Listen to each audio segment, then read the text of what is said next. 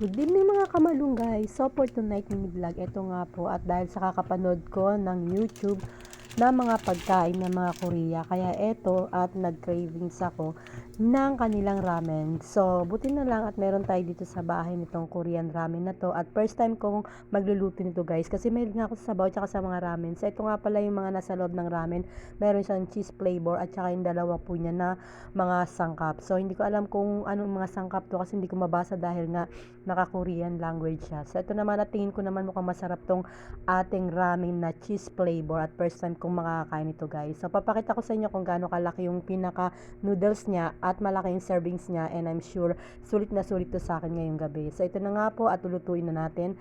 Ayan at nailagay ko na dyan cheese powder sa ating noodles at napakulo ko na sa mainit na tubig at itong dalawa po ng mga kanyang pampalasa. So, yung pampalasa niya isa powder, ayan powder yan. Tapos yung isa naman parang may mga maliliit na mga laman-laman yun. So, yan nga po at sinama ko na dyan yung mga ingredients at pinakulo lang natin ng mga ilang minuto yan guys. At maya-maya goods na yan at matitikman na natin yung cheese ramen from Korea. So, ito na nga po at minekos-mekos natin ng konti para yung mga pampalasa maghalo ng mabuti sa ating noodles for tonight vlog.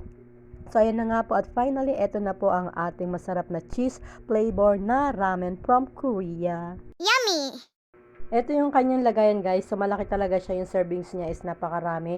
At talagang mabubusog ka dito sa ating cheese ramen. So tara guys, samahan niyo akong tikman itong bago ko palang na matitikman na ramen from Korea. So syempre meron tayong tubig dito. Dapat magkakape ako kaya lang baka inisip ko mahirapan na ako matulog pang magkape pa ako. So ito na nga po.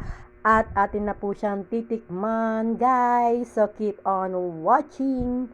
So, ayan na nga po at hinihipan ko kasi talagang mainit siya at bagong kulo. Ayan, at pagkatikim ko pa lang sa kanya, malinamnam talaga siya guys at malalasahan mo talaga yung kanyang cheese powder na nilagay natin dito sa ating ramen. Yan, kakaibang ramen to guys kasi talagang first time ko lang na makakain nito na ramen na cheese yung flavor. Usually yung iba kasi ano lang naman chicken and then beef lang, dalawang klase lang. Dito yan sa Philippines pero sa Korea I think may mga iba-iba silang flavor ng mga ramen. Yan, may mga anghang tapos meron din beef and chicken yan. So, ito yung nagustuhan ko ngayon dahil ito available sa bahay. So, gagamit tayo ng tinidor guys para yung noodles ay atin pong makain. So, malambot na malambot yung noodles niya kasi napakuluan natin ng maayos at talagang minake sure ko naluto yung noodles natin para hindi tayo mahirapan ngumuya. Ayan na nga po at todo-todo ang hihip ko dahil nga sobra talaga niyang init guys. Kaya ito, kakain ulit tayo ng ating ramen at anong oras na to at talagang nag-crave ako sa ramen kaya ito at kahit na matutulog na ako kumain muna ako pero nakaligo naman ako niyan guys kasi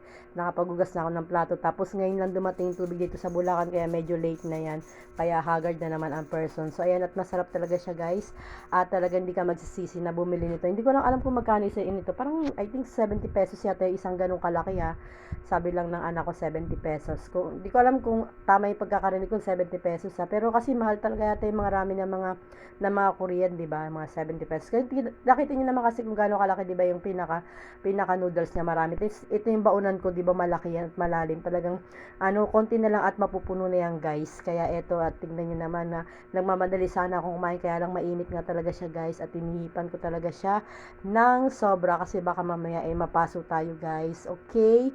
So ayan, kain po tayo at gabi na talaga pero ito kumakain pa rin ako, 'di ba? So ito na nga, wala namang kasama ng rice yan kasi medyo nag-rice ako mga 6 PM pa, medyo malayo na yung pagitan nila kaya okay naman yun. At saka hindi pa naman ako agad matutulog after ko kumain itong noodles dahil magpapatunaw muna tayo. Tapos parang nakita ko sa lamesa meron pa pala ako yung isang tinapay na buns. So yan kakainin natin gan guys. Syempre sama na natin yan para isahan kain na lang kasi sayang din isang piraso na lang yun na natira na buns kaya eto kain po tayo guys.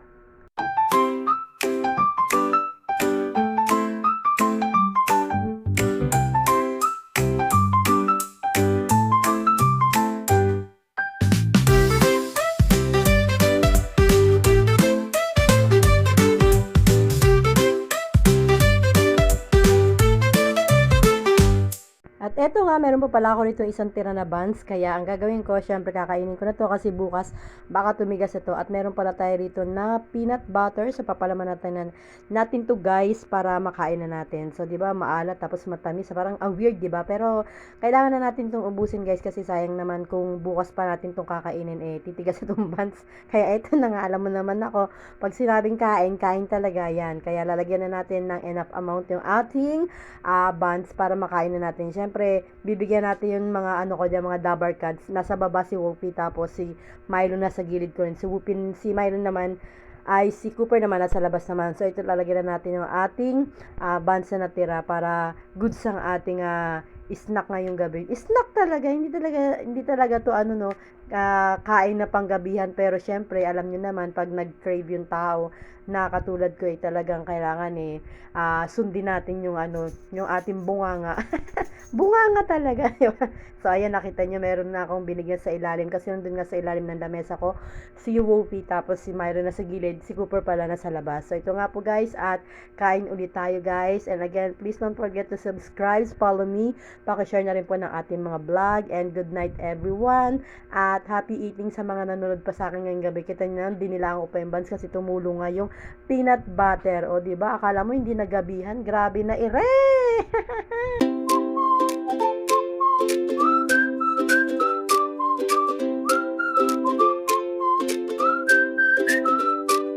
At yan, tapos na kumain ng ating cheese ramen ngayong gabi. And thank you for watching guys. And good night. Happy watching. God bless you all. Again, don't forget to follow me and subscribe. Bye-bye.